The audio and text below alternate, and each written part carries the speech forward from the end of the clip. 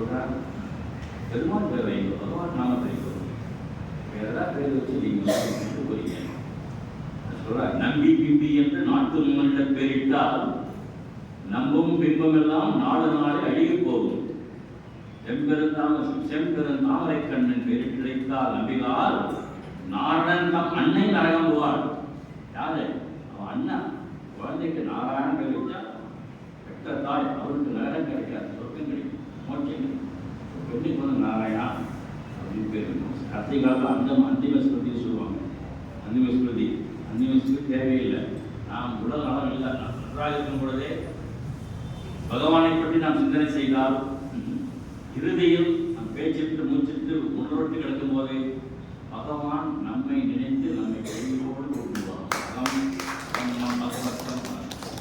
அது வந்து வராகவதாரத்தில் சொல்லப்பட்ட சர்வஸ்லோகம் உமாதேவிக்கு பெருமாள் சொன்னார். அதுதான் ஆண்டாளா பிறந்த பூமிதாவி வாயினால் பாடி மனத்தினால் தெற்க போய் வழியும் புதுமான் என்னமோ அப்படின்னு நம்ம பார்க்கலாம்.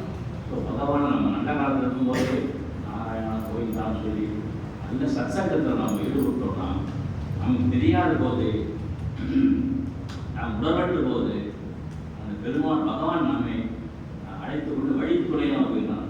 திரும்ப ஒரு ஆத்தன், அவன் தான் ஆத்தன். இந்த ஆத்மாவுக்கு யார் நண்பன்? பகவான் தான். ஆத்ம பந்துவும் யாரு? அவெல்லாம் தேக பந்துக்கள். நாம் ஆத்ம பந்தம் நாம் வந்தோம்.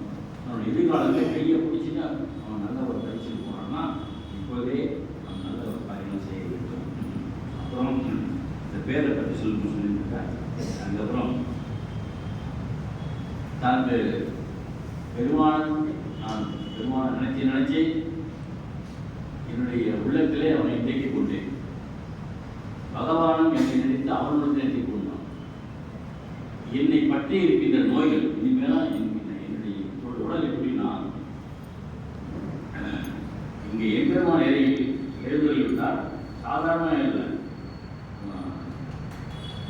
அந்த ஆதிசேகரனுடையும் பரிவாரப்படி இடத்துக்கு உட்கார்ந்துருக்கோம்.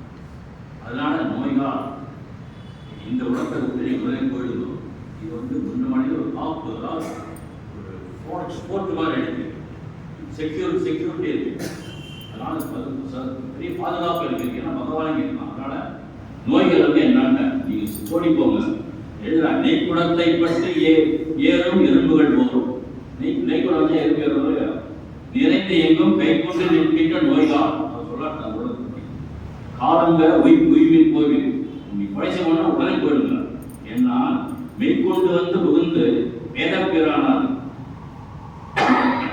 கிடந்தார் மைக்கொண்ட வாமனையோடும் அன்றிட்டு பட்டினம் காப்பின. பட்டினம் போர்ட், செக்யூர்டு போர்ட், நல்ல ஒரு செக்யூரிட்டி இருக்கிற போர்ட்டு சொல்லி அவருடைய உடம்பெல்லாம் நோய்களுக்கு போச்சு சொல்லி விஷ்ணுச்சித்தன் என்ற அந்த பெயர் உள்ளவன் பகவானுடைய உள்ளத்தில் கூடி பரஸ்பரம் அந்த அன்பு மேறிட்டு ஞானம் வந்து அது பக்தியாகி, பக்தி பிரேமையாகி, பிரேமையோடு கலந்து விட்டதுன்னா இதான் மாறி கொடுக்குறது. பெருமாள் இவருடைய உள்ளத்தில் வரும். திருதராஷ்டிரன் வந்து சந்தியனை தூதர் கொடுக்குறோம். நீ போய் பாண்டவ போய் பார்த்துவா. யுத்தம் நடத்துக்கு முன்னாடி இப்படி அவங்களுடைய ஸ்ட்ரென்த் என்ன எப்படி அவங்க நினைக்கிறாங்க அப்படின்னு நினைச்சிருவா. யார் ஜெயிப்பாங்க அப்படின்னு ஒரு அசஸ்மெண்ட் போகணும். இவங்க வர நேரத்து வாதிக்கு போகலாம். இங்கே வந்து அஸ்ராவுக்கு வரலாம். அங்கே வந்து பார்த்தா கிருஷ்ணாண்டவம் அர்ஜுனன் படுத்துருக்காங்க. எப்படி படுத்துருக்காங்கன்னா அர்ஜுனன் தலைமுடியில கிருஷ்ணர் உடம்பு மேலே அர்ஜுனுடைய காலம் படுத்துருக்காங்க. அர்ஜுனன் கால் கிருஷ்ணர் மேலே இருக்கு, கிருஷ்ணா அவங்க தான் படுத்துருக்காங்க. இதில் சஞ்சயன் பார்த்தோட போயிட்டாங்க. ஒன்று ஒன்று நமக்கு வா கிருஷ்ணர் அர்ஜுனன் எப்படி நண்பர்கள் பாரு ஆண்டவர் தான் ஜெயிப்பாங்க கவலைப்பட்டு பசங்க அழிவாளம் சொல்லிட்டு எங்க கிருஷ்ணர் இருக்கா அதான் செய்யணும். கிருஷ்ணர் அர்ஜுனன் இருக்காங்க. இவன் காலமாட்ட அம்மாஞ்சி அம்மாஞ்சி அத்தை பையன் தான் அத்தை பையன் தான். அத்தா அம்மாஞ்சி ஏற்படுத்தினா நண்பர்கள் படுத்திருக்கான். இவன் தலையை அவங்க அவன் கொடுத்துட்டாங்க. தெய்வம் எங்கே இருக்கோ அங்கே தான் வெற்றி. நீ வந்து ஒரு சண்டை போடாமல் அவங்க என்ன கேட்கணும் அப்படி பெரியாருடைய மனசில் பெருமான் நிலை பெற்றிருக்கின்றார். பனிக்கடலில் பள்ளிகோடை படகவிட்டு ஓடி வந்து என் மனக்கடலில் வாழ வல்ல மாய மணாலா, தனிக்கடலே தனிச்சுடரே தனி உலகே என்றென்று உனக்கிடமாயிருக்க என்னை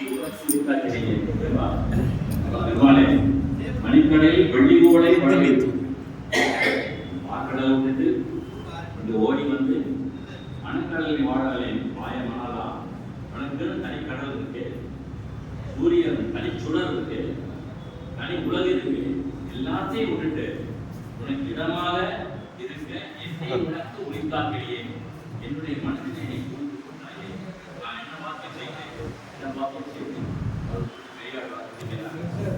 எம்பெருமானை இப்படி வாசகர்களால் பாடவர்களாருக்கு நிழல் போல எம்பெருமான் எப்பொழுதும் அணியிருப்பான்.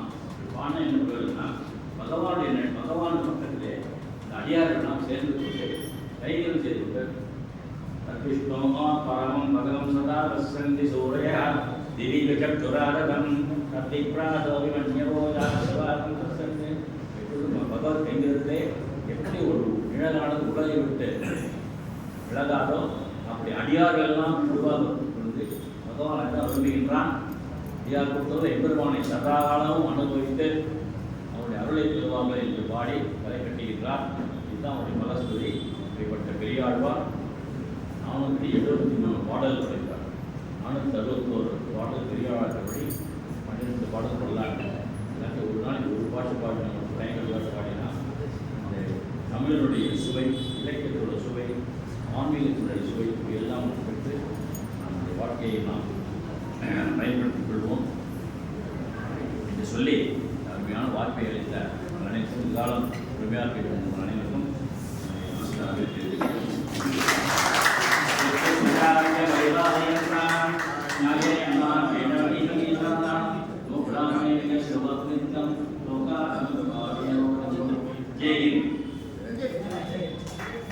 வணக்கம்.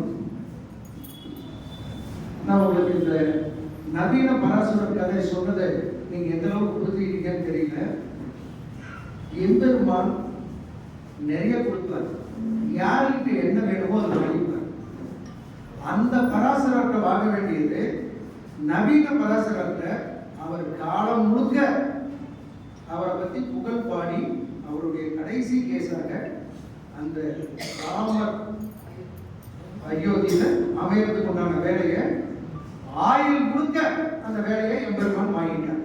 ஒரு பராசரனை மீண்டும் படைத்து அதுதான் நம்ம புரிஞ்சுக்க வேண்டிய விஷயம். எம்பெருமானை பற்றி நம்முடைய ஸ்ரீராமரை பற்றி நாம பேசினா அங்க ஹனுமன் வந்து உட்கார்ந்து கேட்பாரு அப்படின்னு சொல்றோம். ஆழ்வார்களை பற்றி பேசினார், பெரியார் ஆழ்வாரை பற்றி பேசினார், தாயாருடன் வந்து எம்பெருமானே வந்து உட்காரு, எம்பெருமானே வந்து உட்காரு. அந்த வகையில் தான் இன்னைக்கு நம்முடைய அண்ணா ராமருடைய நிறைய தகவல்கள் நமக்கு ஏற்ற மாதிரி பாமரர்கள் கூட உள்வாங்கிற அளவிற்கு அவர் நிறைய ஒன்றை நேரம் சர்ச்சை கம்பெனியில் அவருக்கு அண்ணன் அவர்கள் வணங்கி ராம நாமத்தை ஜபிச்சுக்கிட்டே இருக்கும். ராமர் நாமம் என்ன செய்யும்? சீதா பிராட்டியை அனுமன் கூறி இருக்கும் இடம் தெரிந்து கொண்டு வந்துவிட்டார். தன்னுடைய பரிவாரங்களை அழைத்துக் கொண்டு ராமபிரான் படையெடுப்பிற்காக போகும். விபீஷணன், அனுமன், லக்ஷ்மணன் பரிவாரங்களை அழைச்சிட்டு போகும். அங்க ஒரு பாலம் அமைக்க வேண்டிய சூழ்நிலை.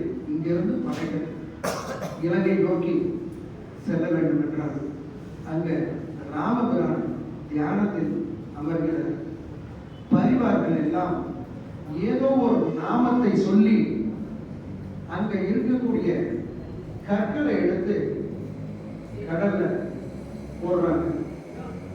உள்ளே சென்றர்கள் ஒவ்வொன்றும் மேலே வந்து மிதக்கிறது, ஒவ்வொன்றும் மேல வந்து மிதக்கிறது. ராமபிரான் தியானத்தை கலைத்து அவரும் போய் என்ன பண்றாங்கன்னு பார்த்துட்டு ஒரு கல்லை தூக்கி போறார். ஆனால் அந்த கல்லு உள்ள போயிட்டு திரும்பவும் மீண்டும் இந்த பரிவார்கள் எல்லாம் சேர்ந்து கல்லை எடுத்து திரும்பவும் போடுறாங்க. அந்த ராமபிரான் பார்க்கிறார். அந்த கற்கள் வந்து நிலைக்கிறது. ஆனால் ராமபிரான் கற்கள் வந்து கூட்டிட்டு போறாரு.